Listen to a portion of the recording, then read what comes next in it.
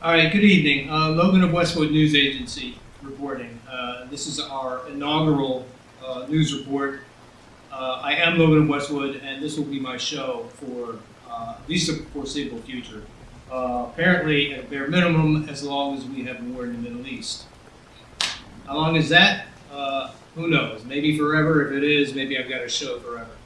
But I'm piping in today because of the situation with the bombing in Iran that happened during their military leaders' memorial, and right now nobody knows who did that. So I would like to chime in with the proposition that I don't have the proof of this, but this is at least what I hope it is, which is the people's revolution rising up again in Iran, because maybe a lot of people don't remember, before everybody wanted to paint Israel as the enemy over the last few months.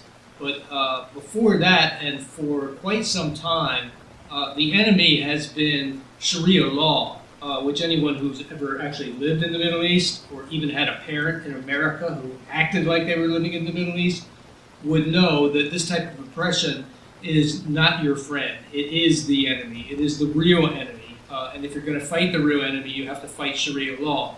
And this is what a lot of Middle Eastern countries have been trying to do here recently. And a lot of leaders in Middle Eastern countries, Saudi Arabia, for example, have been lightening up their grip with Sharia law to give people more liberties, especially women. This has created enmity between Iran, which is very, very pro-Sharia, and Saudi Arabia.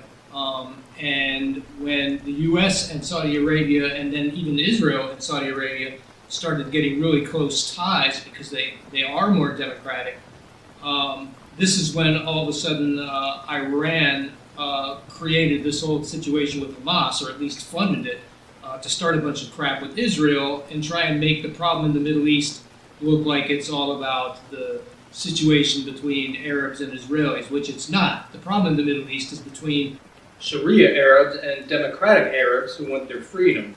And Iran has really been dealing with that recently, with a lot of uprisings in their own people's revolution. And it's at least my own opinion that the whole reason that they funded Hamas to start crap with Israel was to try and draw the attention of the world away from the revolution that was actually happening inside Iran with their own people. And that is my hope, that that's what this bombing is that the people see their opportunity slipping away with all the focus on Israel and all this other stuff. So they may have just created this bombing themselves, because the people, on the street, they were oppressed by their own military, and they would have no more respect than anybody else for a celebration within their country for a military leader who was probably as responsible for as much oppression against Iranians as it was a threat to other countries.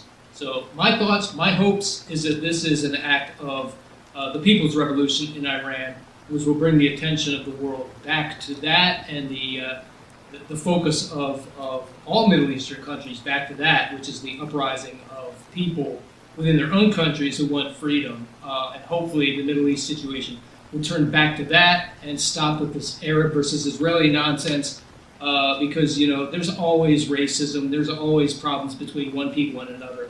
But when your own people are oppressing you with religious laws and whatnot, that's the real enemy.